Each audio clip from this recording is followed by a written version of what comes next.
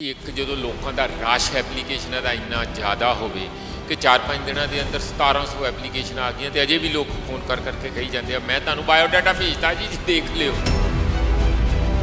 वे सुखबीर बादल ने करना हो फैसला या सोनिया गांधी ने करना हो या मोदी ने करना हो तो फट देनी उन्होंने पता होंगे भी आ बंदे ठीक है ठक ठक ठक ठक कोई ना नहीं करता क्योंकि वो सत्ता नूं सलाम है।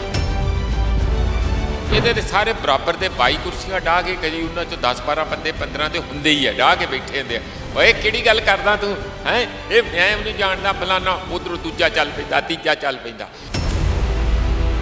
अज उम्मीदवारों का ऐलान हो जाऊगा तो अज हो सकता है लोग वेट कर रहे उत्ते तो आऊँ चल पेंदे हर एक बंदे ने एक अपनी या पार्टी बनाई है या कोई यूनियन बनाई है या कोई NGO बनाई है वो यहो जहा उत्ते भंबड़ भूसा जहा पाउंदा है बंदे उहदे कोल 5 होंदे 25 सीटां की लिस्ट देण दा की करिए बंदे हटदे ही नहीं वो अच्छा वो सब नालों तिखे तो सब नालों पहला एप्लीकेशन पाउण लई इहो होंदे आ क्योंकि एक जड़ूनी साहब ना एक थोड़े जिहा मैनूं अफसोस ना कहना पैंदा इन्ने चंगे बंदे जुझारू बंदे इन्ना काम भी कीता पर फिर कम्मां दीयां कीमतां थोड़ियां पाउणीਆਂ हुंदियां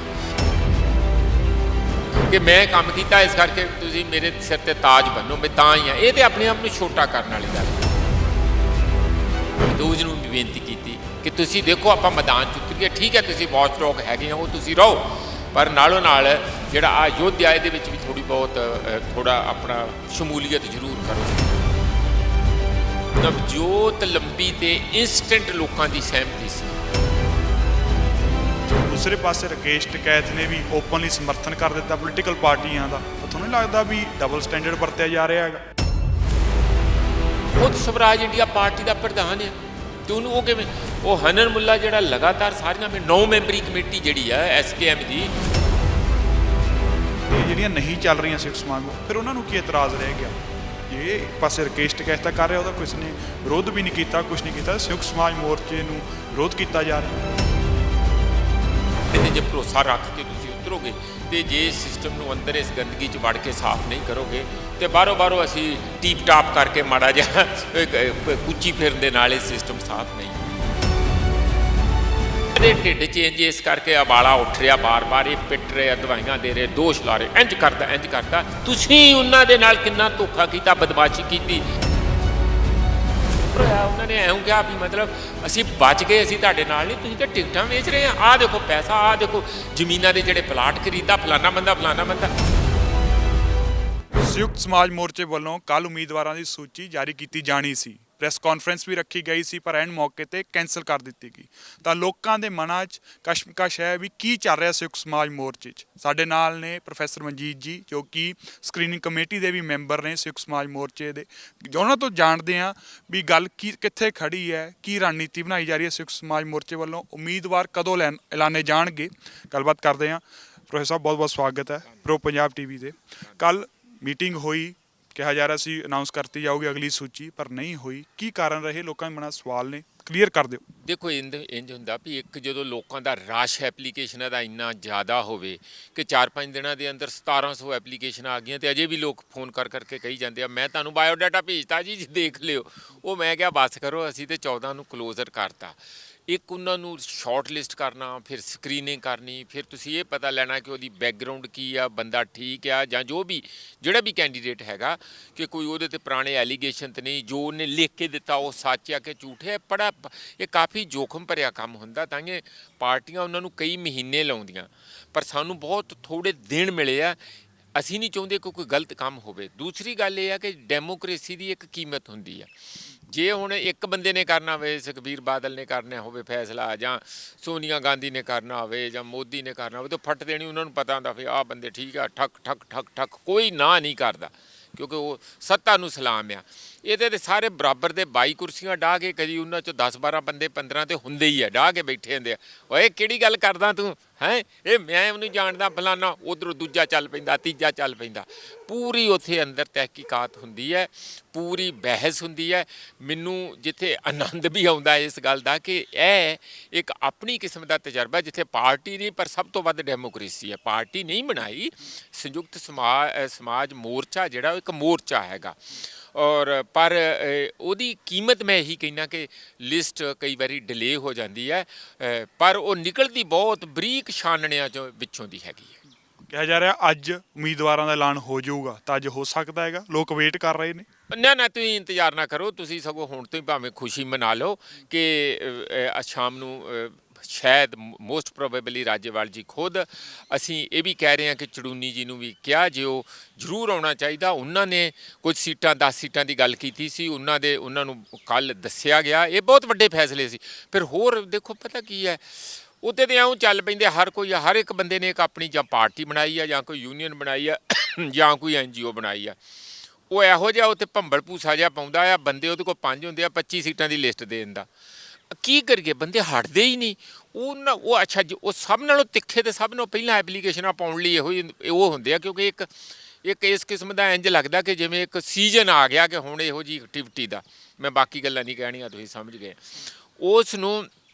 ਉਸ ਨੂੰ ਪਰਾਂ ਕਰਨਾ, ਸਮਝਾਉਣਾ, ਤਾਂ ਕਿ ਕਿਤੇ ਬਾਹਰ ਹੀ ਖੜੇ ਨਾਅਰੇ ਨਾ ਮਾਰਨ ਲੱਗ ਜਾਣ। ਤੁਸੀਂ ਉੱਥੇ ਸੀ, ਦੇਖਿਆ ਹੀ ਸੀ ਕੱਲ੍ਹ ਰਾਤ ਨੂੰ 8 ਵਜੇ ਤੱਕ ਇੱਕ ਅੰਦਰ ਰੌਲਾ ਪੈ ਰਿਹਾ ਸੀ, ਅੰਦਰੋਂ ਅੰਦਰੀ ਗਰਮੋ ਗਰਮੀ ਬਹਿਸ ਹੋ ਰਹੀ ਸੀ। ਮੈਨੂੰ ਤੇ ਉਹ ਜਿਹੜੇ ਰਸ਼ੀਅਨ ਰੈਵੋਲਿਊਸ਼ਨ ਵੇਲੇ ਕਿਵੇਂ ਉੱਥੇ ਜਿਹੜੀਆਂ ਆਪਾਂ ਪੜ੍ਹਦੇ ਹਾਂ ਕਿ ਕਿਹੋ ਜਿਹਾ ਰੈਵੋਲਿਊਸ਼ਨ ਸੀ, ਕਿਵੇਂ ਬਹਿਸਾਂ ਹੁੰਦੀਆਂ ਸੀ, ਉਹ ਯਾਦ ਆ ਰਹੀਆਂ। ਫ੍ਰੈਂਚ ਰੈਵੋਲਿਊਸ਼ਨ 10 ਸਾਲ ਜਿਵੇਂ ਗਲੀਆਂ ਦੇ ਵਿੱਚ ਲੋਕ ਲੜਦੇ ਰਹੇ, ਉਹ ਯਾਦ ਆਉਂਦਾ ਵੀ ਆਹ ਜਿਹੜਾ ਇੱਕ ਅਲੱਗ ਕਿਸਮ ਦਾ ਡੈਮੋਕ੍ਰੇਸੀ ਦਾ ਡਾਂਸ ਹੈਗਾ, ਉਹ ਅਸਲ ਮਾਇਨਿਆਂ 'ਚ ਇੱਥੇ ਹੈ ਕਿ ਜਿੱਥੇ ਤੇ ਉਸੇ ਹੀ ਤਰੀਕੇ ਨਾਲ ਬਾਹਰ ਰੌਲਾ ਰੱਪਾ ਨਾ, ਪਰ ਉਹ ਇੰਨੀ ਇੱਕ ਕਿਸਮ ਦੀ ਜੋਸ਼ੋ ਖਰੋਸ਼ ਸੀ, ਤੁਸੀਂ ਕਹਿ ਲਓ ਬਹਿਸਮ ਬਹਿਸਾ ਸੀਗਾ ਕਿ ਦੇਖਣ ਨੂੰ ਬਾਹਰ ਵੀ ਮੀਟਿੰਗ ਤੋਂ ਉਂਝ ਹੀ ਲੋਕ ਲੱਗੇ ਹੋਏ ਸੀ ਤੇ ਅੰਦਰ ਵੀ ਲੱਗੇ ਸੀ।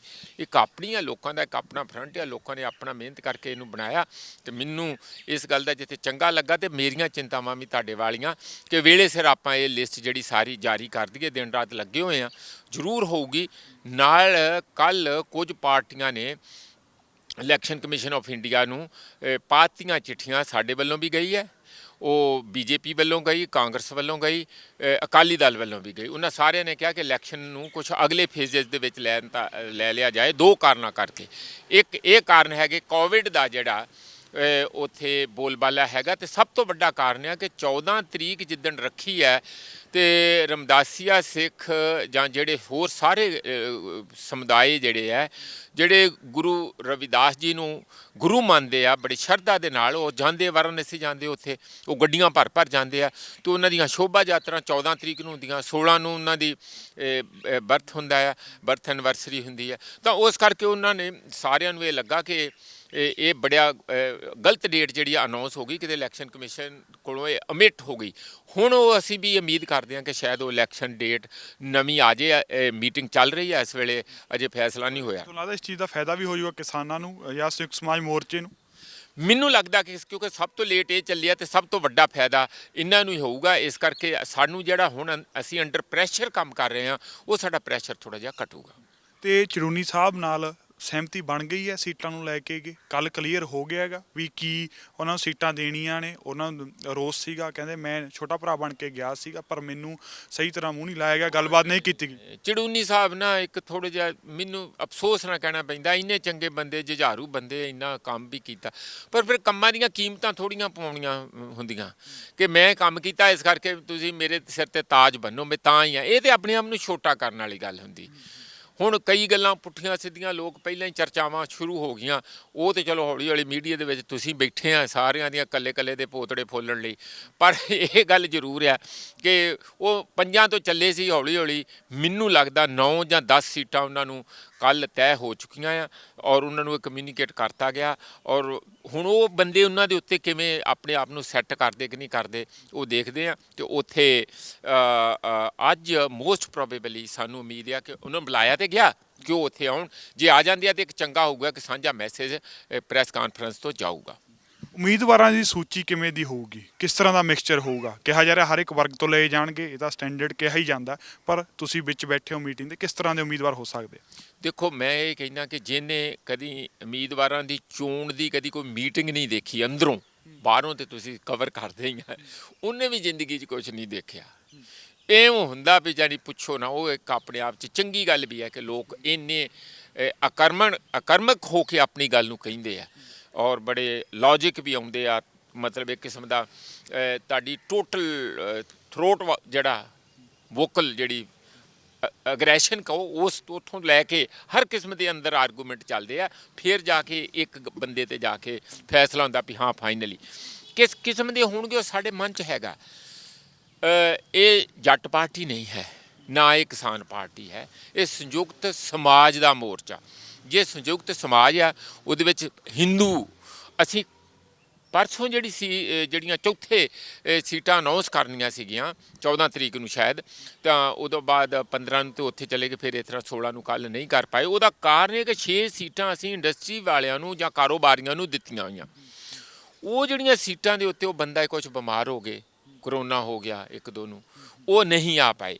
ਉਹ ਪੋਸਟ ਸਾਡਾ ਇਹ ਹੈ ਕਿ ਇੱਕ ਤਾਂ ਹਰ ਕਾਰੋਬਾਰੀ ਹੋਣ, ਉਹਦੇ 'ਚ ਹਿੰਦੂ ਹੋਣ, ਨੌਜਵਾਨਾਂ ਦੀਆਂ ਕਾਫੀ ਮੈਨੂੰ ਲੱਗ ਰਿਹਾ ਕਿ ਐਤਕੀ ਇਹਨਾਂ ਸੀਟਾਂ ਦੇ ਵਿੱਚ ਆਉਣ ਦੀ ਉਮੀਦ ਹੈ, ਖਾਸ ਕਰਕੇ ਯੰਗ ਨੌਜਵਾਨ ਸਟੂਡੈਂਟ। ਹੋਰ ਅਸੀਂ ਤੁਸੀਂ ਜਾਣਦੇ ਹੋ ਰਿਪਰੈਜ਼ੈਂਟੇਸ਼ਨ, ਕੁੜੀਆਂ ਦੀ ਰਿਪਰੈਜ਼ੈਂਟੇਸ਼ਨ ਪੂਰੀ ਹੋਊਗੀ, ਪੂਰੀ ਆਪਣੀ ਵੱਲੋਂ ਹਰ ਕਿਸਮ ਦੀ। ਤੇ ਦਲਿਤ ਦੀ ਤੇ ਖੈਰ ਰਿਜ਼ਰਵੇਸ਼ਨ ਹੀ ਆ, ਉਦੋਂ ਇਲਾਵਾ ਵੀ ਜੇ ਕੋਈ ਹੋ ਜੇ ਤੇ ਹੋਰ ਵੀ ਹੈਗਾ। ਔਰਤਾਂ ਦੀ ਅਸੀਂ ਜ਼ਰੂਰ ਕੋਸ਼ਿਸ਼ ਕਰ ਰਹੇ ਹਾਂ ਕਿ ਵੱਧ ਤੋਂ ਵੱਧ ਸ਼ਮੂਲੀਅਤ ਹੋਵੇ।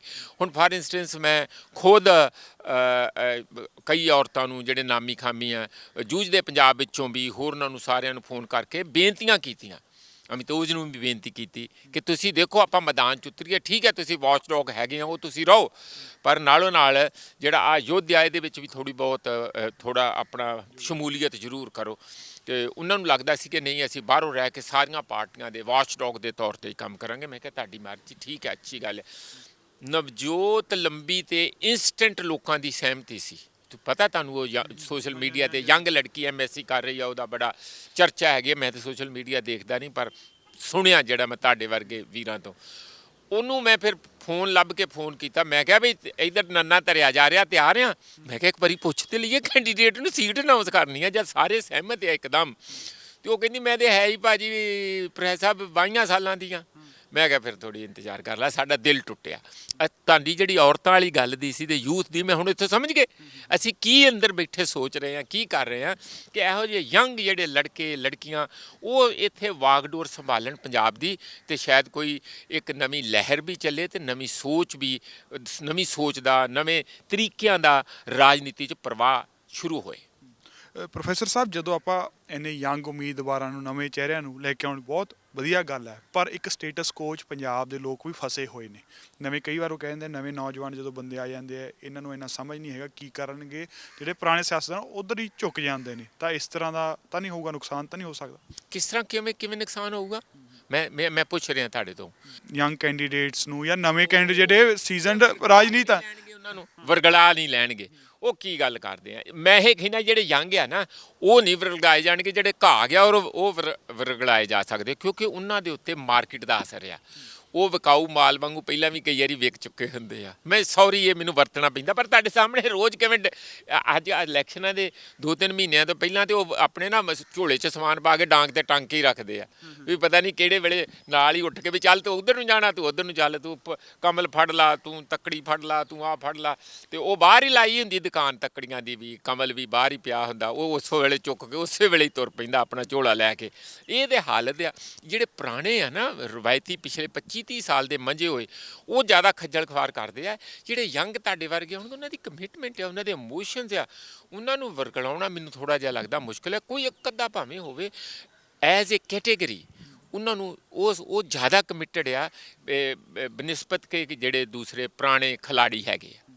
ਕਿਸਾਨ ਮੋਰਚਾ ਹੈਗਾ, ਤਾਂ ਉਹਨਾਂ ਨੇ ਇਹ ਗੱਲ ਕਹੀ ਹੈ ਵੀ ਜਿਹੜੇ ਸਿੱਖ ਸਮਾਜ ਮੋਰਚੇ ਨੂੰ ਸਸਪੈਂਡ ਕੀਤਾ ਗਿਆ ਹੈਗਾ, ਅਤੇ 4 ਮਹੀਨੇ ਜਿਹੜੇ ਜਥੇਬੰਦੀਆਂ ਪਾਰਟ ਲੈ ਰਹੀਆਂ ਚੋਣਾਂ 'ਚ। ਦੂਸਰੇ ਪਾਸੇ ਰਾਕੇਸ਼ ਟਕੈਥ ਨੇ ਵੀ ਓਪਨਲੀ ਸਮਰਥਨ ਕਰ ਦਿੱਤਾ ਪੋਲੀਟੀਕਲ ਪਾਰਟੀਆਂ ਦਾ। ਤਾਂ ਤੁਹਾਨੂੰ ਲੱਗਦਾ ਵੀ ਡਬਲ ਸਟੈਂਡਰਡ ਵਰਤਿਆ ਜਾ ਰਿਹਾ ਹੈਗਾ? ਇਸ ਤਰ੍ਹਾਂ ਨਹੀਂ, ਕੋਈ ਸਟੈਂਡਰਡ ਨਹੀਂ ਹੈ। ਅਸਲੀਅਤ ਇਹ ਹੈ ਕਿ ਸਾਡੇ ਕੁਛ ਲੀਡਰ ਸਾਹਿਬਾਨ, ਸੀਨੀਅਰ ਲੀਡਰ, ਉੱਥੇ ਗਏ ਹੀ ਨਹੀਂ ਮੀਟਿੰਗ 'ਚ। ਕਾਰਨ ਇਹ ਸੀ ਵੀ ਅਸੀਂ ਤਾਂ ਸਕਰੀਨਿੰਗ 'ਚ ਫਸੇ ਹੋਏ ਹਾਂ। ਸਾਡੇ ਤੇ I-21 ਅਤੇ ਸਾਡੇ ਲੋਕ, ਅਸੀਂ ਬੜੇ ਲੇਟ ਚੱਲੇ ਹਾਂ। ਇਹ ਤਾਂ ਸਾਡੀ ਕਮੀ ਹੈ ਹੀ ਹੈ। ਉਹਨੂੰ ਹੁਣ ਤੇਜ਼ ਭੱਜ ਕੇ ਹੀ ਅਸੀਂ ਕਰ ਸਕਦੇ ਹਾਂ। ਜੇ ਇੱਕ ਦਿਨ ਉੱਥੇ ਜਾ ਕੇ ਹੁੰਦਾ ਤਾਂ ਉਹ ਮੁਸ਼ਕਿਲ ਹੋਣੀ ਸੀ। ਇਸ ਲਈ ਉਹ ਕੰਮਾਂ ਦੇ ਵਿੱਚ ਕਰਕੇ ਜਦੋਂ ਉਹ ਗਏ ਨਹੀਂ ਤਾਂ ਉਹ ਆਪ ਹੀ ਬੈਠੇ ਸੀ, ਆਪ ਹੀ ਇਹੋ ਜਿਹਾ ਫੈਸਲਾ ਕਰ ਲਿਆ ਉਹਨਾਂ ਨੇ। ਪਰ ਜੇ ਉਹਨਾਂ ਨੂੰ ਕੋਈ ਸਵਾਲ ਪੁੱਛਣ ਵਾਲੇ ਹੁੰਦੇ ਵੀ ਫਾਰ ਇੰਸਟੈਂਸ ਹੁਣ ਜੋਗਿੰਦਰ ਯਾਦਵ ਉੱਥੇ ਫੈਸਲੇ 'ਚ ਜੇ ਹੈ, ਮੈਨੂੰ ਨਹੀਂ ਪਤਾ ਕਿਹੜੇ ਆਏ, ਜੇ ਜੋਗਿੰਦਰ ਯਾਦਵ ਖੁਦ ਸਵਰਾਜ ਇੰਡੀਆ ਪਾਰਟੀ ਦਾ ਪ੍ਰਧਾਨ ਆ, ਤੇ ਉਹਨੂੰ ਉਹ ਕਿਵੇਂ, ਉਹ ਹਨਨ ਮੁੱਲਾ ਜਿਹੜਾ ਲਗਾਤਾਰ ਸਾਰੀਆਂ 9 ਮੈਂਬਰੀ ਕਮੇਟੀ ਜਿਹੜੀ ਆ SKM ਦੀ, ਉਹਦੇ 'ਚ ਜੋਗਿੰਦਰ ਯਾਦਵ ਵੀ ਆ, ਹਨਨ ਮੁੱਲਾ MP ਚੁਣ ਕੇ CPM ਦਾ ਮੈਂਬਰ ਕਾਰਡ ਹੋਲਡਰ ਆ। ਤੁਸੀਂ ਉਹਨਾਂ ਨੂੰ ਕਿਵੇਂ ਕਹਿ ਸਕਦੇ ਹੋ? ਤੇ ਬਾਰ-ਬਾਰ ਉੱਥੇ ਇੱਥੇ ਵੀ ਆ ਜਿਹੜੀਆਂ ਯੂਨੀਅਨਾਂ ਹੋਣੀਆਂ ਸਾਡੀਆਂ ਬਾਈ, ਜਿਹੜੀਆਂ ਪੰਜਾਬ 'ਚ ਲੜ ਰਹੀਆਂ ਸੰਯੁਕਤ ਸਮਾਜ ਮੋਰਚੇ 'ਚ SSM ਦੇ ਵਿੱਚ, ਉਹਦੇ 'ਚ ਕਈ ਯੂਨੀਅਨਾਂ ਇਹੋ ਜਿਹੀਆਂ ਜਿਹੜੀਆਂ ਹਮੇਸ਼ਾ ਚੋਣਾਂ ਲੜਦੀਆਂ ਸੀ 5-6। ਇਸ ਕਰਕੇ ਇਹ ਜਿਹੜਾ ਖਲਾਰਾ ਪਾਉਣਾ ਨਾ ਅੰਦਰ ਬਾਹਰ ਵਾਲਾ, ਇਹ ਮੀਡੀਆ ਦੇ ਵਿੱਚ ਇੱਕ ਖਬਰ ਲਾਉਣ ਲਈ ਜ਼ਰੂਰ ਹੈਗਾ, ਇਹਦਾ ਅਸਲ ਮਾਨਿਆ 'ਚ ਧਰਾਤਲ ਤੇ ਕੋਈ ਬਹੁਤਾ ਅਰਥ ਹੈ ਨਹੀਂ। ਜਿਹੜੀ ਇੱਕ ਗੱਲ ਮੈਂ ਤੁਹਾਨੂੰ ਇੱਥੇ ਟੋਕਣਾ ਚਾਹੂੰ, ਗੱਲ ਕਹੀ ਹੈ, ਸੌਰੀ ਮੈਂ ਉਹ ਦੱਸ ਦਿਆਂ, ਉਹ ਨਰੇਸ਼ ਟਕੈਤ, ਰਕੇਸ਼ ਟਕੈਤ ਦਾ ਭਰਾ, ਉਹਨੇ ਇਸ ਕੱਲ ਸਟੇਟਮੈਂਟ ਪਬਲਿਕਲੀ ਦਿੱਤੀ ਹੈ ਔਰ ਰੈਲੀ ਕਿਸੇ ਮੁਜ਼ੱਫਰਨਗਰ 'ਚ ਕਿਹਾ ਉਹਨੇ ਕਿ ਦੇਖੋ, ਉਹ ਪ੍ਰਧਾਨ ਹੈ ਉਹਨਾਂ ਦਾ BKU ਦਾ, ਹਾਂ ਜਿਹੜੀ ਉੱਥੇ ਦੀ ਹੈ, ਕਿ ਅਸੀਂ ਓਪਨਲੀ ਇਹ ਸਪੋਰਟ ਕਰਦੇ ਹਾਂ ਜਿਹੜਾ RLD ਤੇ SP ਦਾ ਸਪਾ ਦਾ ਅਲਾਇੰਸ ਆ, ਤੇ ਡਟ ਕੇ ਕਿਸਾਨ ਇਹਨਾਂ ਦੀਆਂ ਜਾਣੀ ਹਨੇਰੀ ਚਲਾ ਦਿਓ। ਇਸ ਕਿਸਮ ਦਾ ਉਹਨਾਂ ਦਾ ਬਿਆਨ, ਮੈਨੂੰ ਇਹ ਠੀਕ ਲੱਗਾ। ਪਰ ਇਹ ਗੱਲ ਠੀਕ ਹੈ ਕਿ ਇਸੇ ਕਰਕੇ ਤੁਸੀਂ ਮੇਰੀ ਗੱਲ ਦਾ ਆਪ ਹੀ ਜਵਾਬ ਦੇ ਦਿੱਤਾ ਕਿ ਫਿਰ ਇਹ ਫਿਰ ਇਹਨਾਂ ਨੂੰ ਕੱਢਦੇ ਤੇ ਆਪ ਵਿੱਚ ਵੜਦੇ, ਫਿਰ ਇਹ ਉਹਨਾਂ ਗੱਲਾਂ ਦਾ ਕੀ ਜਵਾਬ ਹੋਊਗਾ? ਮੈਨੂੰ ਲੱਗਦਾ ਇਹ ਬੜਾ ਟ੍ਰਾਂਜ਼ਿਟਰੀ ਜਿਹਾ ਹੈਗਾ। ਪੰਜਾਬ ਦੀ ਜਥੇਬੰਦੀਆਂ ਜਿਹੜੀਆਂ ਨਹੀਂ ਚੱਲ ਰਹੀਆਂ ਸਿੱਖ ਸਮਾਜ, ਫਿਰ ਉਹਨਾਂ ਨੂੰ ਕੀ ਇਤਰਾਜ਼ ਰਹਿ ਗਿਆ? ਜੇ ਇੱਕ ਪਾਸੇ ਰਕੇਸ਼ ਟਕੈਤ ਕਰ ਰਿਹਾ, ਉਹਦਾ ਕਿਸੇ ਨੇ ਵਿਰੋਧ ਵੀ ਨਹੀਂ ਕੀਤਾ, ਕੁਛ ਨਹੀਂ ਕੀਤਾ, ਸਿੱਖ ਸਮਾਜ ਮੋਰਚੇ ਨੂੰ ਵਿਰੋਧ ਕੀਤਾ ਜਾ ਰਿਹਾ। ਦੇਖੋ, ਉਹਦਾ ਇਸ ਤਰ੍ਹਾਂ ਹੈ, ਜਿਹੜੀਆਂ ਪੰਜਾਬ ਦੀਆਂ ਜਥੇਬੰਦੀਆਂ ਜਿਹੜੀਆਂ ਨਹੀਂ ਲੜ ਰਹੀਆਂ, ਉਹਨਾਂ ਦੇ ਲੀਡਰ ਕੈਂਡੀਡੇਟ ਨਹੀਂ ਦੇ ਰਹੇ, ਵੋਟਰ ਤੇ ਵੋਟਾਂ ਪਾਉਣਗੇ ਜੀ, ਇਹ ਆਪਾਂ ਫਰਕ ਸਮਝੀਏ। ਉਹਨਾਂ ਦਾ ਚੋਣਾਂ ਦਾ ਬਾਈਕਾਟ ਨਹੀਂ ਹੈ, ਉਹ ਇਹਨਾਂ ਚੋਣਾਂ ਦੇ ਵਿੱਚ SSM ਦੇ ਵਿੱਚ ਸ਼ਾਮਲ ਨਹੀਂ ਹੈਗੇ। ਉਹ ਹਮੇਸ਼ਾ ਹੀ ਕਦੀ ਵੀ ਆਪਣੀ ਵਿਚਾਰਧਾਰਕ ਤੌਰ 'ਤੇ ਚੋਣਾਂ ਦੇ ਜਿਹੜਾ ਸਾਰਾ ਪ੍ਰੋਸੈਸ ਹੈਗਾ, ਇਹ ਸਾਰੀ ਪ੍ਰਕਿਰਿਆ 'ਚ ਸ਼ਾਮਲ ਨਹੀਂ ਹੁੰਦੇ, ਨਾ ਆਪਣੇ ਕੈਂਡੀਡੇਟ ਦਿੰਦੇ ਆ। ਬਹੁਤ ਵਾਰੀ ਆਪਣੇ ਸਾਰੇ ਵਰਕਰਾਂ ਨੂੰ ਕਹਿੰਦੇ ਕਿ ਜਿੱਥੇ ਤੁਹਾਨੂੰ ਠੀਕ ਲੱਗਦਾ, ਠੀਕ ਕੈਂਡੀਡੇਟ ਲੱਗਦਾ, ਜੋ ਤੁਹਾਡੀ ਸਹਿਮਤੀ ਬਣਦੀ, ਉੱਥੇ ਵੋਟਾਂ ਪਾ ਦਿਓ। ਪਰ ਐਤਕੀ ਹਾਲਾਤ ਅਲੱਗ ਆ ਵੀ ਉਹ ਆਪ ਲੀਡਰ, ਭਾਵੇਂ ਜਿਸ ਤਰ੍ਹਾਂ ਹੁਣ ਅਗਰਾਹਾਂ ਹੈ ਜਾਂ ਫੂਲ ਹੈ ਜਾਂ ਹੋਰ ਇਹੋ ਜਿਹੀਆਂ ਕਈ ਯੂਨੀਅਨਾਂ ਹੈਗੀਆਂ, ਉਹ ਸਾਰੀਆਂ ਦੇ ਕਿਸਾਨ ਜਿਹੜੇ ਇੱਥੇ 378 ਦਿਨ ਬਾਰਡਰਾਂ 'ਤੇ ਬੈਠੇ ਨੇ, ਤੁਹਾਡਾ ਕੀ ਖਿਆਲ, ਉਹ ਅਕਾਲੀਆਂ ਨੂੰ ਵੋਟ ਪਾ ਦੇਣਗੇ? ਉਹ ਵੋਟਾਂ ਇੰਨਾ ਹੀ SSM ਨੂੰ ਹੀ ਪੈਣਗੀਆਂ। ਇੱਥੇ ਇਸ ਕਰਕੇ ਸਵਾਲ ਜ਼ਰੂਰੀ ਹੈ ਕਿਉਂਕਿ ਲੋਕਾਂ 'ਚ ਇਹ ਪਰਸੈਪਸ਼ਨ ਹੈ ਵੀ ਇਕਜੁੱਟ ਨਹੀਂ ਹੈਗੇ। ਕਈ ਜਥੇਬੰਦੀਆਂ ਨੂੰ ਜਾਣਬੁੱਝ ਕੇ ਕਈ ਜਥੇਬੰਦੀਆਂ ਇਗਨੋਰ ਕਰ ਰਹੀਆਂ ਜਿਸ ਤਰ੍ਹਾਂ ਦੇ ਜਦੋਂ ਬਿਆਨ ਆਉਂਦੇ ਆ। ਮੈਂ ਲੋਕਾਂ ਦੀ ਪਰਸੈਪਸ਼ਨ ਦੀ ਗੱਲ ਕਰ ਰਿਹਾ, ਇਹ ਤੁਸੀਂ ਅੰਦਰ ਰਹਿੰਦੇ ਹੋ, ਤੁਸੀਂ ਸਿਸਟਮ ਸਾਰਾ ਸਮਝਦੇ ਹੋ। ਜਿਹੜੇ ਲੋਕ ਜਿਹੜੇ ਹੈਗੇ ਆ ਉਹ ਇਹ ਸੋਚਦੇ ਆ ਵੀ ਇਹਨਾਂ 'ਚ ਏਕਾ ਨਹੀਂ ਹੈਗਾ ਗਾ, ਏਕੇ ਤੇ ਹੈ ਨਹੀਂ, ਅੱਡ ਅੱਡ ਚੱਲਣਗੇ ਤਾਂ ਜਿੱਤਣਗੇ ਨਹੀਂ ਜਾਂ ਕਾਮਯਾਬ ਨਹੀਂ ਹੋਣਗੇ। ਸ਼ੁਭਕਰਨ, ਮੈਂ ਦੱਸਦਾ ਇਸ ਗੱਲ ਨੂੰ ਕਿ ਅਲੱਗ-ਅਲੱਗ ਤੇ ਜਦੋਂ ਹੈ 32 ਯੂਨੀਅਨਾਂ ਕਿਉਂ ਆ, ਵੀ ਫਿਰ ਇੱਕ ਕਿਉਂ ਨਹੀਂ? ਤੇ ਜੇ 32 ਯੂਨੀਅਨਾਂ ਹੋਣਗੀਆਂ ਤੇ ਉਹਨਾਂ ਦੀਆਂ 2 ਅਲੱਗ-ਅਲੱਗ ਕਿਸਮ ਦੀਆਂ ਤੇ ਸੁਰਾਂ ਹੋ ਹੀ ਸਕਦੀਆਂ ਨਾ, ਬਰੌਡ 2 ਸੁਰਾਂ। ਉੱਥੇ ਵੀ 32 ਸੁਰਾਂ ਹੁੰਦੀਆਂ ਸੀ, ਪਰ ਬਾਹਰ ਫੈਸਲੇ ਇਕੱਠੇ ਹੁੰਦੇ ਸੀ। ਇਸ ਵੇਲੇ ਇੱਕ ਮੁੱਦਾ ਇਲੈਕਸ਼ਨ ਦਾ, ਜਿਹਦੇ ਵਿੱਚ ਕਦੀ ਵੀ ਉਹ ਲੜਦੇ ਨਹੀਂ ਹੈ ਸਿੱਧਾ, ਇਸ ਕਰਕੇ ਕੋਈ ਦਫਾੜ ਵਾਲੀ ਗੱਲ ਨਹੀਂ ਹੈਗੀ। ਮੈਂ ਤੇ ਬਾਰ-ਬਾਰ ਇਹੋ ਹੀ ਕਹਿ ਰਿਹਾ, ਵਰਕਰ ਤੇ ਜਿਹੜੇ ਉਹਨਾਂ ਦੇ ਸਾਰੇ ਜਿਨ੍ਹਾਂ ਨੇ ਇਕੱਠਿਆਂ ਯੁੱਧ ਲੜਿਆ ਐਡਾ ਲੰਬਾ ਔਰ ਜਿੱਤਿਆ ਆ, ਉਹ ਸਾਰੇ ਇੱਕ ਦੂਜੇ ਦੇ ਨਾਲ ਰਹਿਣਗੇ, ਇੱਕ ਦੂਜੇ ਨੂੰ ਵੋਟਾਂ ਪਾਉਣਗੇ। ਉਹਨਾਂ ਦੇ ਜਿਹੜੇ ਲੀਡਰਸ਼ਿਪ ਹੈ, ਉਹਨਾਂ ਦੀ ਮਜਬੂਰੀ ਕਹਿ ਲਓ ਰਾਦਰ, ਮੈਂ ਇਹ ਕਹੂੰਗਾ, ਕਿਉਂਕਿ ਉਹਨਾਂ ਨੇ ਵਿਚਾਰਧਾਰਕ ਤੌਰ 'ਤੇ, ਦੇਖੋ ਹਰ ਯੂਨੀਅਨ ਦੀ ਇੱਕ ਆਪਣੀ ਵਿਚਾਰਧਾਰਾ, ਉਹਨਾਂ ਦੀ ਲੈਫਟ ਰੈਡੀਕਲ ਜਿਹੜੇ ਜਾਂ ਲੈਫਟ ਅਲਟਰਾ ਜਾਂ ਜੋ ਵੀ ਸ਼ਬਦ ਤੁਸੀਂ ਵਰਤਣਾ, ਉਹਨਾਂ ਦੀ ਇੱਕ ਆਪਣੀ ਵਿਚਾਰਧਾਰਾ ਕਿ ਇਸ ਸਿਸਟਮ ਦੇ ਵਿੱਚ ਜਾ ਕੇ ਸਾਡੇ ਲੀਡਰ ਗਲ ਜਾਂਦੇ ਆ, ਕਿਸੇ ਹੱਦ ਤੱਕ ਇਹ ਠੀਕ ਵੀ ਹੈ ਵੀ ਇਹਦੇ ਤੋਂ ਦੂਰ ਰਹੋ, ਤੇ ਤੁਸੀਂ ਐਜ਼ ਪ੍ਰੈਸ਼ਰ ਗਰੁੱਪ ਕੰਮ ਕਰੋ, ਐਜ਼ ਏ ਯੂਨੀਅਨ ਕੰਮ ਕਰੋ, ਤੇ ਇਹਨਾਂ ਲੋਕਾਂ ਦੇ ਉੱਤੇ ਇੰਨਾ ਦਬਾਅ ਬਣਾਓ ਕਿ ਉਹ ਤੁਹਾਡੇ ਹੱਕ 'ਚ ਰਹਿਣ। ਇਹ ਇੱਕ ਅਲੱਗ ਕਿਸਮ ਦੀ ਡਿਬੇਟ ਹੈ, ਸਾਰੀ ਦੁਨੀਆ 'ਚ ਇਹ ਡਿਬੇਟ, ਇਹੋ ਜਿਹੇ ਸਵਾਲ ਰਾਜਨੀਤੀ ਪ੍ਰਤੀ ਆਉਂਦੇ ਆ। ਉਹਨਾਂ ਦਾ ਉਹ ਵਿਚਾਰ ਹੈ ਵੀ ਅਸੀਂ ਸ਼ਾਮਿਲ ਨਹੀਂ ਹੋਣਾ। ਕੈਨੇਡਾ 'ਚ ਵੀ ਇੱਕ ਪਾਰਟੀ ਸੀ, ਬਾਅਦ ਵਿੱਚ ਉਹਨਾਂ ਨੇ ਫਿਰ ਸ਼ਾਮਿਲ ਹੋਣਾ ਸ਼ੁਰੂ ਕਰਤਾ, ਮੈਨੂੰ ਨਾਮ ਭੁੱਲ ਗਿਆ। ਉਹ ਬੜੀ ਦੇਰ ਇਸ ਤਰ੍ਹਾਂ ਪ੍ਰੈਸ਼ਰ ਗਰੁੱਪ ਦੇ ਤੌਰ 'ਤੇ ਰਹੇ, ਫਿਰ ਬਾਅਦ ਵਿੱਚ ਉਹਨਾਂ ਨੇ ਸ਼ਾਮਿਲ ਹੋਣਾ ਚੋਣਾਂ 'ਚ ਸ਼ੁਰੂ ਕੀਤਾ। ਮੇਰਾ ਖਿਆਲ ਆਪਣੇ 'ਤੇ ਜੇ ਭਰੋਸਾ ਰੱਖ ਕੇ ਤੁਸੀਂ ਉਤਰੋਗੇ, ਅਤੇ ਜੇ ਸਿਸਟਮ ਨੂੰ ਅੰਦਰ ਇਸ ਗੰਦਗੀ 'ਚ ਵੜ ਕੇ ਸਾਫ਼ ਨਹੀਂ ਕਰੋਗੇ, ਅਤੇ ਬਾਹਰੋਂ ਅਸੀਂ ਟੀਪ ਟਾਪ ਕਰਕੇ ਮਾੜਾ ਜਿਹਾ ਕੁੱਚੀ ਫਿਰਨ ਦੇ ਨਾਲ ਇਹ ਸਿਸਟਮ ਸਾਫ਼ ਨਹੀਂ ਹੋਣਾ। ਇੱਕ ਆਖਰੀ ਸਵਾਲ, ਆਮ ਆਦਮੀ ਪਾਰਟੀ ਬੜੇ ਤਿੱਖੇ ਹਮਲੇ ਕਰ ਰਹੀ ਹੈ ਸਿੱਖ ਸਮਾਜ ਮੋਰਚੇ ਤੇ, ਕਹਿ ਰਹੀ ਹੈ ਤਾਂ ਭਾਜਪਾ ਦੇ ਨਾਲ ਮਿਲੇ ਹੋਏ ਨੇ, ਉਹੀ ਭਾਜਪਾ ਹੀ ਸਭ ਕੁਝ ਕਰਾ ਰਹੀ ਹੈਗੀ ਹੈ। ਤੇ ਰਵਨੀਤ ਬਿੱਟੂ ਜਿਹੜੇ ਟਕਸਾਲੀ ਕਾਂਗਰਸੀ ਪਰਿਵਾਰ ਚੋਂ ਆਉਂਦੇ ਨੇ, ਉਹ ਵੀ ਬੜੇ ਤਿੱਖੇ ਹਮਲੇ ਕਰ ਰਹੇ ਆ ਜਿਹੜੇ ਸਿੱਖ ਸਮਾਜ ਮੋਰਚੇ ਦੇ ਚਿਹਰੇ ਰਾਜੇਵਾਲ ਜਾਂ ਹੋਰ ਜਿਹੜੀ ਮਤਲਬ ਕਿ ਰਵਾਇਤੀ ਪਾਰਟੀਆਂ, ਤਾਂ ਉਹਨੂੰ ਕਿਵੇਂ ਦੇਖਦੇ? ਦੇਖੋ, ਬਿੱਟੂ ਦੀ ਤਾਂ ਸਮਝ ਆਉਂਦੀ ਹੈ ਕਿ ਉਹ ਬੋਲਣ ਗਿਆ ਸੀ ਤੇ ਉਹਨੂੰ ਭਜਾਇਆ ਸੀ ਉੱਥੋਂ SSM ਵਾਲਿਆਂ ਨੇ, SKM ਜਦੋਂ ਉੱਥੇ ਸੀਗੇ ਦਿੱਲੀ, ਜਿਹੜੇ ਤੁਸੀਂ ਕਹਿੰਦੇ ਆ ਆਮ ਆਦਮੀ ਪਾਰਟੀ, ਜਾਣੀ ਇੱਕ ਕੇਜਰੀਵਾਲ ਪਾਰਟੀ ਕਹੋ, ਆਮ ਆਦਮੀ ਦੇ ਕਿਹੜੀ ਆ? ਕੇਜਰੀਵਾਲ ਨੂੰ ਜੇ ਤੁਸੀਂ ਆਮ ਆਦਮੀ ਕਹਿੰਦੇ ਆ ਤਾਂ ਫਿਰ ਉਹ ਆਮ ਆਦਮੀ ਕਹਿ ਸਕਦੇ ਆ। ਹੁਣ ਜਿਹੜੀ ਆਪ ਆ ਆਮ ਆਦਮੀ ਪਾਰਟੀ ਸ਼ੁਭਕਰਨਮ, ਉਹ ਸਭ ਤੋਂ ਵੱਧ ਸ਼ੋਰ ਕਿਉਂ ਮਚਾ ਰਹੀ ਹੈ ਕਿ ਸਭ ਤੋਂ ਵੱਧ ਧੋਖਾ ਐਸਐਸਐਮ ਨੂੰ ਇਹਨਾਂ ਨੇ ਦਿੱਤਾ। ਕਿਉਂ? ਉਹਨਾਂ ਨੂੰ ਹੁਣੇ ਰੌਲਾ ਪਾਉਂਦੇ ਆ ਵੀ ਤੁਸੀਂ ਪਾਰਟੀ 'ਚ ਇਹਨਾਂ ਦੀ ਸਪੈਸੀਫਿਕਲੀ ਰੂਲਸ ਰਿਲੈਕਸ ਕਰਕੇ ਤੁਸੀਂ ਉਹਨਾਂ ਨੂੰ ਰਜਿਸਟ੍ਰੇਸ਼ਨ ਹੋਈ ਹੈ ਅਤੇ ਇਸ ਕਰਕੇ ਉਹਨਾਂ ਨੂੰ ਫੇਵਰ ਕੀਤੀ। ਅਸਲ 'ਚ ਇਹਨਾਂ ਦੀ ਬਦਮਾਸ਼ੀ ਸੀ ਕਿ ਇਹਨਾਂ ਨੇ ਉਹਨਾਂ ਨੂੰ ਇਸ ਤਰ੍ਹਾਂ ਲਟਕਾ ਕੇ ਰੱਖਿਆ ਕਿ ਇਹਨਾਂ ਦੀ 30 ਦਿਨ ਦੀ ਡੇਟ ਹੀ ਕੱਢਤੀ। ਕਿ ਇਹ ਅਸਲ 'ਚ ਤੇ ਜਿਹੜੇ ਉਹ ਖੁਦ ਜ਼ਿੰਮੇਵਾਰ ਆ, ਚੋਰ ਮਚਾਏ ਸ਼ੋਰ ਵਾਲੀ ਗੱਲ, ਕਿ ਇਹਨਾਂ ਨੂੰ ਜਿਹੜੇ ਇਹਨਾਂ ਦੀ ਲੀਡਰਸ਼ਿਪ ਸੀ ਉਹਨਾਂ ਦਾ ਫੈਸਲਾ ਹੋਇਆ ਕਿ ਚਲੋ ਇਹਨਾਂ ਦੇ ਨਾਲ ਰਲ ਲੈਂਦੇ, ਪਰ ਆਪਾਂ ਮੈਜੋਰਿਟੀ ਦੀਆਂ ਸੀਟਾਂ ਲਾਵਾਂਗੇ, 60 ਸੀਟਾਂ ਲਾਵਾਂਗੇ, ਆਪਾਂ ਜਿੱਤਾਂਗੇ ਵੀ ਜ਼ਿਆਦਾ ਨੰਬਰ। ਤਾਂ ਕਿ ਕੇਜਰੀਵਾਲ 'ਤੇ ਭਰੋਸਾ ਨਹੀਂ ਸੀ ਉਹਨਾਂ ਨੂੰ ਕਿ ਕੱਲ੍ਹ ਨੂੰ ਇਹ ਸੀਐਮ ਦੀ ਦਾਅਵੇਦਾਰੀ ਕਰਦੇ, ਜਿਵੇਂ ਹੁਣ ਲੋਕਾਂ ਨੂੰ ਪੁੱਛਦੇ ਫਿਰਦੇ ਆ, ਅਤੇ ਆਪਣੇ ਆਪ 'ਤੇ ਸੂਈ ਘੁਮਾ ਰਿਹਾ ਕੇਜਰੀਵਾਲ ਕਿ ਮੈਨੂੰ ਸਭ ਤੋਂ ਵੱਧ ਲੋਕ ਪੰਜਾਬ 'ਚ ਪਸੰਦ ਕਰ ਰਹੇ। ਆਹੋ ਸੀਐਮ ਦੇ ਵੋਟਾਂ ਪਵਾਈਆਂ ਨਾ ਉਹਨਾਂ ਨੇ, ਰਾਏਸ਼ੁਮਾਰੀ ਕਰਾਈ ਹੈ। ਇਹ ਜਿਹੜਾ ਆਪਣਾ ਲੇਟ ਕਰਨ ਦਾ ਇਹਨਾਂ ਨੇ ਉਹਨਾਂ ਨੂੰ ਕੂਣੀ 'ਤੇ ਗੁੜ ਲਾ ਕੇ ਲਈ ਗਏ, ਚਟਾਈ ਗਏ, ਲਈ ਗਏ ਵੀ ਹੁਣ ਨਹੀਂ, ਕੱਲ੍ਹ ਨਹੀਂ, ਹੁਣ ਅੰਬ ਡਿੱਗਿਆ, ਹੁਣ ਅੰਬ ਡਿੱਗਿਆ, ਅੰਬ ਡਿੱਗਿਆ ਹੀ ਨਹੀਂ। ਅਤੇ ਉਹ ਅਲਟੀਮੇਟਲੀ ਬ੍ਰੇਕ ਹੋ ਗਿਆ। ਅਤੇ ਉਹਨਾਂ ਦਾ ਸਾਰਾ ਪੀਰੀਅਡ ਜਿਹੜਾ ਸੀ, ਜਦੋਂ 30 ਦਿਨ ਦੇ ਅੰਦਰ ਅੰਦਰ ਰਜਿਸਟ੍ਰੇਸ਼ਨ ਦਾ ਪੀਰੀਅਡ ਸੀਗਾ, ਉਹਨੂੰ ਇਹਨਾਂ ਨੇ ਲੈਪਸ ਕਰਵਾਇਆ ਕਿ ਬਾਅਦ ਵਿੱਚ ਕੀ ਆ ਕਰਨਗੇ।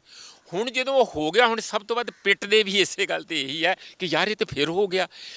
ਇਹ ਜਿਹੜਾ ਦੋਸ਼ ਲਾ ਰਿਹਾ ਕਿ ਆਮ ਆਦਮੀ ਪਾਰਟੀ ਨੂੰ ਹਰਾਉਣ ਲਈ ਬੀਜੇਪੀ ਨੇ ਕਰਵਾਇਆ ਅਤੇ ਬੀਜੇਪੀ ਦੇ ਹੱਕ 'ਚ ਜਾਂ ਉਹਨਾਂ ਨੂੰ ਫਾਇਦਾ ਦੇਣ ਲਈ ਇਹ ਹੋਇਆ ਸਾਰਾ ਕੁਝ, ਹੱਦ ਹੋ ਗਈ ਯਾਰ। ਇਹ ਪਹਿਲੀ ਵਾਰੀ ਹੋਇਆ, ਇਹ ਪਹਿਲੀ ਵਾਰੀ ਥੋੜ੍ਹੀ ਹੋਇਆ। ਇਹ 2019 'ਚ ਇੰਝ ਹੀ ਕੀਤਾ ਗਿਆ, ਰਿਲੈਕਸੇਸ਼ਨ ਕੀਤੀ ਗਈ, ਫਿਰ ਇਹ 2020 'ਚ ਕੀਤੀ ਗਈ, 2021 ਪਿਛਲੇ ਸਾਲ ਮਾਰਚ ਵਿੱਚ ਫਿਰ ਕੀਤੀ ਗਈ। ਕਿੰਨੀਆਂ ਸਟੇਟਾਂ ਦੇ ਵਿੱਚ, ਅਸਾਮ ਵੇਲੇ ਕੀਤੀ ਗਈ, ਬਿਹਾਰ ਵੇਲੇ ਕੀਤੀ ਗਈ, ਪੱਛਮੀ ਬੰਗਾਲ ਵੇਲੇ ਕੀਤੀ ਗਈ, ਇਹ ਚੌਥੀ ਵਾਰੀ ਹੁਣ ਕੀਤੀ ਗਈ ਹੈ। ਇਹ ਸਮਝਦਾ ਇਲੈਕਸ਼ਨ ਕਮਿਸ਼ਨ, ਔਰ ਉਹਨਾਂ ਦੇ ਰਾਈਟ ਹੈ, ਉਹ ਕੌਨਸਟੀਟਿਊਸ਼ਨਲ ਬਾਡੀ, ਉਹ ਪੋਲੀਟੀਕਲ ਗੌਰਮੈਂਟ ਦੇ ਤਹਿਤ ਨਹੀਂ ਚੱਲਦੀ ਹੈ, ਪਾਰਟੀ ਦੇ ਕਹਿਣ 'ਤੇ ਥੋੜ੍ਹੀ ਚੱਲਦੀ ਹੈ। ਇਲੈਕਸ਼ਨ ਕਮਿਸ਼ਨ ਆਪਣਾ ਫੈਸਲਾ ਆਪ ਲੈਂਦਾ, ਉਹ ਇੱਕ ਅਟਾਨਮਸ ਕੌਨਸਟੀਟਿਊਸ਼ਨਲ ਬਾਡੀ ਹੈ, ਸੰਵਿਧਾਨਕ ਸੰਸਥਾ ਆ, ਜਿਹੜੀ ਆਪਣੇ ਫੈਸਲੇ ਦੂਜੀਆਂ ਰਾਜਨੀਤਿਕ ਪਾਰਟੀਆਂ ਦੇ ਕਹਿਣ 'ਤੇ ਨਹੀਂ ਲੈਂਦੀ। ਮਤਲਬ ਟੈਕਨੀਕਲੀ ਉਹ ਲੈਂਦੇ ਆ, ਨਹੀਂ ਲੈਂਦੇ ਉਹ ਤਾਂ ਹੁਣ ਬਾਅਦ ਦੀ ਗੱਲ ਹੈਗੀ ਆ, ਧਰਾਤਲ 'ਤੇ ਅਸਲੀਅਤ 'ਚ। ਇਸ ਕਰਕੇ ਇਹਨਾਂ ਦੇ ਢਿੱਡ 'ਚ ਇੰਝ, ਇਸ ਕਰਕੇ ਉਬਾਲਾ ਉੱਠ ਰਿਹਾ, ਬਾਰ-ਬਾਰ ਇਹ ਪਿੱਟ ਰਹੇ ਆ, ਦਵਾਈਆਂ ਦੇ ਰਹੇ, ਦੋਸ਼ ਲਾ ਰਹੇ, ਇੰਝ ਕਰਤਾ, ਇੰਝ ਕਰਤਾ। ਤੁਸੀਂ ਉਹਨਾਂ ਦੇ ਨਾਲ ਕਿੰਨਾ ਧੋਖਾ ਕੀਤਾ, ਬਦਮਾਸ਼ੀ ਕੀਤੀ। ਰਾਜੇਵਾਲ ਕੋਲੇ ਪ੍ਰੂਫ ਹੈਗੇ ਆ, ਮੇਰੇ ਨਾਲ ਉਹਨਾਂ ਨੇ ਗੱਲ ਕੀਤੀ ਸੀਗੀ। ਉਹ ਵੇਲੇ ਆਉਣ 'ਤੇ ਕਿਤੇ ਨਾ ਕਿਤੇ ਅਸੀਂ ਉਹਨਾਂ ਨੂੰ, ਮੈਂ ਬੇਨਤੀ ਕਰੂੰਗਾ ਜੇ ਉਹ ਠੀਕ ਸਮਝਣ, ਉਹ ਬੜੇ ਸੌਬਰ ਸੁਭਾਅ ਦੇ, ਉਹ ਇਸ ਕਿਸਮ ਦੇ ਟਿਪੀਕਲ ਪੋਲੀਟੀਸ਼ੀਅਨ ਹੀ ਆ ਕਿ ਇਹਨਾਂ ਚੀਜ਼ਾਂ ਦਾ ਰਾਜਨੀਤਿਕ ਲਾਹਾ ਲੈਣ ਦੀ ਕੋਸ਼ਿਸ਼ ਕਰਨ। ਸਿਰਫ 2 ਰਿਕਾਰਡਿੰਗਾਂ ਦੇ ਕੇ ਮੈਨੂੰ ਬਿਲਕੁਲ ਉਹਨਾਂ ਨੇ ਰੱਖਿਆ ਉਹਦੇ ਸਾਹਮਣੇ ਵੀ ਆ ਤੁਹਾਡੀ ਆਹ ਪਾਰਟੀਆਂ ਸੀ, ਤਾਂ ਸ਼ੁਕਰ ਹੋਇਆ ਉਹਨਾਂ ਨੇ ਐਂ ਕਿਹਾ ਵੀ ਮਤਲਬ ਅਸੀਂ ਬਚ ਗਏ, ਅਸੀਂ ਤੁਹਾਡੇ ਨਾਲ ਨਹੀਂ, ਤੁਸੀਂ ਤਾਂ ਟਿਕਟਾਂ ਵੇਚ ਰਹੇ ਆ, ਆਹ ਦੇਖੋ ਪੈਸਾ, ਆਹ ਦੇਖੋ ਜ਼ਮੀਨਾਂ ਦੇ ਜਿਹੜੇ ਪਲਾਟ ਖਰੀਦਾ, ਫਲਾਨਾ ਬੰਦਾ। ਉਹ ਕਹਿੰਦਾ ਜੀ ਫਿਰ ਉਹਨਾਂ ਨੂੰ ਬਦਲ ਦਿੰਦੇ ਆ ਅਸੀਂ, ਦੇਖੋ ਦਰਗੇਸ਼ ਉਹਨਾਂ ਨੂੰ ਪਿਛਲੀ ਵਾਰੀ ਭੇਜਿਆ ਸੀ, ਸੰਜੇ ਉਹਨਾਂ ਨੂੰ ਭੇਜਿਆ ਸੀ, ਉਹਨਾਂ 'ਤੇ ਇਹੋ ਜਿਹੇ ਦੋਸ਼ ਲੱਗੇ, ਐਤਕੀ ਨਹੀਂ ਭੇਜਿਆ, ਫਿਰ ਅਗਲੀ ਵਾਰੀ ਇਹਨਾਂ ਨੂੰ ਵੀ ਨਹੀਂ ਭੇਜਾਂਗੇ। ਉਹ ਕਹਿੰਦਾ ਅਸੀਂ ਕੀ ਕਰਨਾ, ਜੋ ਮਰਜ਼ੀ ਕਰੋ, ਪਰ ਰੱਬ ਦਾ ਵਾਸਤਾ ਸਾਡਾ ਇਮੇਜ ਬੜਾ ਕਲੀਨ ਆ, 40-40, 50-50 ਸਾਲ ਦੀ ਸਾਡੀ ਲਾਈਫ ਆ ਇੱਥੇ ਯੂਨੀਅਨਾਂ ਦੇ ਵਿੱਚ, ਇੱਕ ਵੀ ਮਾੜਾ ਜਿਹਾ ਸਾਡੇ 'ਤੇ ਕੋਈ ਇਹੋ ਜਿਹਾ ਦਾਗ ਨਹੀਂ ਹੈ। ਅਤੇ ਆਹ ਜਿਹੜਾ ਕੰਮ ਕੀਤਾ, ਤੁਹਾਨੂੰ ਤੁਸੀਂ ਪਹਿਲਾਂ ਹੀ ਪਤਾ ਹੁੰਦਾ ਤੇ ਅਸੀਂ ਇੱਧਰ ਆਪਣਾ ਟਾਈਮ ਬਰਬਾਦ ਤੁਹਾਡੇ ਪਿੱਛੇ ਨਹੀਂ ਕਰਦੇ। ਹੁਣ ਇਹ ਸਾਰਾ ਕੁਝ ਉਹਨਾਂ ਨੂੰ ਡਰ ਆ ਕਿ ਇਹਦੋਂ ਪਹਿਲਾਂ ਕਿ ਕੋਈ ਉਹ ਕਾਗਜ਼ ਪੱਤਰ ਬਾਹਰ ਸਾਰੇ ਦਿਖਾਉਣ, ਇਹਨਾਂ ਦੇ ਵਿਰੁੱਧ ਰੌਲਾ ਪਾ ਦਿਓ ਵੀ ਰਲੇ ਹੋਏ ਆ। ਸਭ ਤੋਂ ਵੱਧ ਕਸਾਰਾ ਉਹਨਾਂ ਨੂੰ ਲੱਗੂਗਾ, ਇਸ ਕਰਕੇ ਉਹ ਜ਼ਿਆਦਾ ਭੁੜਕ ਰਹੇ। ਪ੍ਰੋਫੈਸਰ ਸਾਹਿਬ, ਇਸੇ ਤੋਂ ਇੱਕ ਗੱਲ ਆਉਂਦੀ ਹੈ, ਲੋਕ ਜਾਂ ਸਿਆਸਤਦਾਨ ਇਹ ਵੀ ਅਟੈਕ ਕਰ ਰਹੇ ਹੈ ਸੰਯੁਕਤ ਸਮਾਜ ਮੋਰਚੇ 'ਤੇ, ਵੀ ਜਦੋਂ ਉਹਨਾਂ ਨੂੰ ਪਤਾ ਸੀ ਵੀ ਆਮ ਆਦਮੀ ਪਾਰਟੀ ਹੈ, ਕਿ ਸਾਨੂੰ ਇਕੱਲੀ ਚਲੇ ਜਾਂਦੇ, ਉਹਨਾਂ ਨਾਲ ਗੱਲਬਾਤ ਕਰਨ ਦੀ ਕੀ ਲੋੜ ਸੀਗੀ, ਉਹਨਾਂ ਨਾਲ ਕਿਉਂ ਗਏ, ਗੱਲਬਾਤ ਕਿਉਂ ਤੋਰੀ, ਜਦੋਂ ਇਹਨਾਂ ਨੇ ਪਹਿਲਾਂ ਤੋਂ ਹੀ ਕਲੀਅਰ ਸਟੈਂਡ ਰੱਖਿਆ ਹੋਇਆ ਸੀਗਾ ਵੀ ਅਸੀਂ ਕਿਸੇ ਵੀ ਰਾਜਨੀਤਿਕ ਪਾਰਟੀ ਨਾਲ ਨਹੀਂ ਰਲਣਾ, ਨਾ ਉਹਨੂੰ ਸਟੇਜ 'ਤੇ ਆਉਣ ਦੇਣਾ, ਅਤੇ ਉਸ ਸਿਆਸਤ 'ਚ ਆਏ ਉਦੋਂ ਵੀ ਇਕੱਲੇ ਰਹਿੰਦੇ। ਸ਼ੁਭਕਰਨਮ, ਮੈਂ ਫਿਰ ਦੁਹਰਾ ਦਾਂ, ਮੈਂ ਬੜੀ ਦੇਰ ਦਾ ਪਿਛਲੇ 2 ਮਹੀਨਿਆਂ ਦੀ ਇਹ ਜਿਹੜੀ ਗੱਲ ਕਹਿ ਰਿਹਾ ਕਿ ਆਈਡੀਅਲੀ ਚੋਣਾਂ 'ਚ ਨਾ ਵੀ ਜਾਂਦੇ ਤੇ ਇਹਨਾਂ ਦਾ ਕੋਈ ਨੁਕਸਾਨ ਨਹੀਂ ਸੀ। ਆਈਡੀਅਲੀ ਇਹ ਇਸੇ ਤਰ੍ਹਾਂ ਰਹਿੰਦੇ, ਆਪਣਾ ਲੜਦੇ ਰਹਿੰਦੇ। ਪਰ ਜੇ ਚੋਣਾਂ, ਕਿਉਂਕਿ ਕੁਝ ਪਾਰਟੀਆਂ ਹਮੇਸ਼ਾ ਲੜਦੀਆਂ, ਇਹਨਾਂ ਨੇ ਵੀ ਲੜਦੀਆਂ, ਕੋਈ ਮਾੜਾ ਕੰਮ ਨਹੀਂ, ਉਹ ਇਸ ਕਰਕੇ ਵੀ ਲੜਨੀਆਂ ਪਈਆਂ ਕਿ ਜਿੰਨੇ ਬੰਦੇ ਇਹਨਾਂ ਦੇ ਨਾਲ ਸਾਰੇ ਪੰਜਾਬ 'ਚ ਮੋਬਿਲਾਈਜ਼ ਹੋਏ, ਕਹਿੰਦੇ ਸੀ ਅਸੀਂ ਇਹਨਾਂ ਪਾਰਟੀਆਂ ਨੂੰ ਨਹੀਂ, ਵਿੱਚੇ ਆਪ ਵੀ ਰਵਾਇਤੀ ਪਾਰਟੀਆਂ ਨੂੰ ਅਸੀਂ ਵੋਟ ਨਹੀਂ ਪਾਉਣੀ, ਅਸੀਂ ਕਿੱਥੇ ਵੋਟ ਪਾਈਏ, ਇਹਨਾਂ ਕੋਲ ਕੋਈ ਜਵਾਬ ਨਹੀਂ। ਇਹਨਾਂ ਕਿਹਾ ਕਿ ਅਸੀਂ ਬਕਸੇ ਤੁਹਾਡੇ ਰਖਵਾ ਦਿੰਦੇ, ਆ ਜਾਂਦੇ ਮੈਦਾਨ 'ਚ ਆ ਦਿੰਦੇ। ਇਹ ਕਾਰਨ, ਇਹ ਇੱਕ ਵੱਡਾ ਕਾਰਨ ਹੈ, ਇਹ ਛੋਟਾ ਕਾਰਨ ਨਹੀਂ ਹੈਗਾ। ਇਸ ਲਈ ਉਹ ਜਦੋਂ ਇਹ ਹੋ ਗਿਆ ਤੇ ਫਿਰ ਜਦੋਂ ਵੀ ਤੁਸੀਂ ਇਲੈਕਸ਼ਨ ਲੜਦੇ ਹੋ ਤੁਹਾਡੇ ਸਾਹਮਣੇ ਇੱਕ ਸਵਾਲ ਆਉਂਦਾ ਕਿ ਤੁਸੀਂ ਇਲੈਕਸ਼ਨ ਇੱਕ ਸਿਰਫ ਮੋਰਲ ਸਟੈਂਡ ਨੂੰ ਪ੍ਰੂਵ ਕਰਨੀ ਲਾਉਣੇ ਆ ਜਾਂ ਵਾਕਿਆ ਹੀ ਤੁਸੀਂ ਜਿੱਤਣੀ ਵੀ ਹੈਗੀ ਕਿ ਜਾਂ ਉਹਦੇ 'ਚ ਕੁਝ ਕਰਨਾ। ਮੈਨੂੰ ਲੱਗਦਾ ਕਿ ਉਸ ਪ੍ਰਭਾਵ ਦੇ ਥੱਲੇ ਇਹਨਾਂ ਨੇ ਉਧਰ ਨੂੰ ਥੋੜ੍ਹਾ ਜਿਹਾ ਇਹ ਰੁਕ ਰੱਖਿਆ। ਮੈਨੂੰ ਲੱਗਦਾ ਕਿ ਉਹਦੇ ਤੋਂ ਬਚਣਾ ਚਾਹੀਦਾ ਸੀਗਾ। ਉਸ ਤੋਂ ਮੈਂ ਬਿਲਕੁਲ ਇਸ ਗੱਲ ਦੇ ਹੱਕ 'ਚ ਨਹੀਂ ਸੀ। ਮੈਂ ਤਾਂ ਪਬਲਿਕਲੀ ਇਸੇ ਤਰੀਕੇ ਨਾਲ ਚੈਨਲਾਂ 'ਤੇ ਵੀ ਕਹਿੰਦਾ ਰਿਹਾ ਕਿ ਉਹਦੇ ਤੋਂ ਬਚੋ, ਉਹਦੇ ਤੋਂ ਬਚੋ, ਉਹਦੇ ਤੋਂ ਬਚੋ। ਉਹ ਫਿਰ ਅਲਟੀਮੇਟਲੀ ਆਪਣਾ ਨੁਕਸਾਨ ਕਰਾਇਆ ਉਹਨਾਂ ਨੇ ਥੋੜ੍ਹਾ ਬਹੁਤ, ਸਾਡੇ ਸਾਥੀਆਂ ਵੀਰਾਂ ਨੇ, SSM ਵਾਲਿਆਂ ਨੇ। ਪਰ ਫਿਰ ਵੀ ਸਵੇਰ ਦਾ ਭੁੱਲਿਆ ਜਿਹੜਾ ਸ਼ਾਮ ਨੂੰ ਘਰ ਆ ਜੇ ਤੇ ਉਹਨੂੰ ਭੁੱਲਿਆ ਨਾ ਕਹੋ। ਬਹੁਤ ਬਹੁਤ ਧੰਨਵਾਦ ਸਾਡੇ ਨਾਲ ਜੁੜਨ ਵਾਸਤੇ ਪ੍ਰੋਫੈਸਰ ਸਾਹਿਬ। ਤਾਂ ਇਹ ਸੀਗੇ ਪ੍ਰੋਫੈਸਰ ਮਨਜੀਤ ਜਿਨ੍ਹਾਂ ਨੇ ਸਾਰੀ ਗੱਲ ਤੇ ਚਾਨਣ ਪਾਇਆ ਕਿਉਂ ਕੱਲ ਪ੍ਰੈਸ ਕਾਨਫਰੰਸ ਕੈਂਸਲ ਹੁੰਦੀ ਹੈ, ਕਿਉਂ ਸੂਚੀ ਨਹੀਂ ਆਈ, ਅੱਜ ਸੂਚੀ ਆਉਣ ਦੀ ਸੰਭਾਵਨਾ ਹੈਗੀ ਹੈ ਤੇ ਐਲਾਨ ਵੀ ਕੀਤੇ ਜਾ ਸਕਦੇ, ਕਿਸ ਤਰ੍ਹਾਂ ਦੇ ਉਮੀਦਵਾਰ ਹੋਣਗੇ, ਸੰਯੁਕਤ ਸਮਾਜ ਮੋਰਚੇ ਦੀ ਅਗਲੀ ਰਣਨੀਤੀ ਕੀ ਹੋਊਗੀ, ਉਹ ਸਾਰੀਆਂ ਗੱਲਾਂ ਕਲੀਅਰ ਕਰ ਦਿੱਤੀਆਂ ਨੇ। ਦੇਖਣਾ ਇਹ ਹੋਵੇਗਾ ਕਿ ਜਿਹੜੀ ਸੰਯੁਕਤ ਸਮਾਜ ਮੋਰਚਾ ਉਹ ਅਗਲੇ ਕੀ ਕਦਮ ਚੱਕਦੇ ਆ। ਚੰਡੀਗੜ੍ਹ ਤੋਂ ਕੈਮਰਾਮੈਨ ਸ਼ਮਸ਼ੇਰ ਸਿੰਘ ਨਾਲ ਮੈਂ ਸ਼ੁਭਕਰਮਨ ਧਾਲੀਵਾਲ, ਪ੍ਰੋ ਪੰਜਾਬ TV।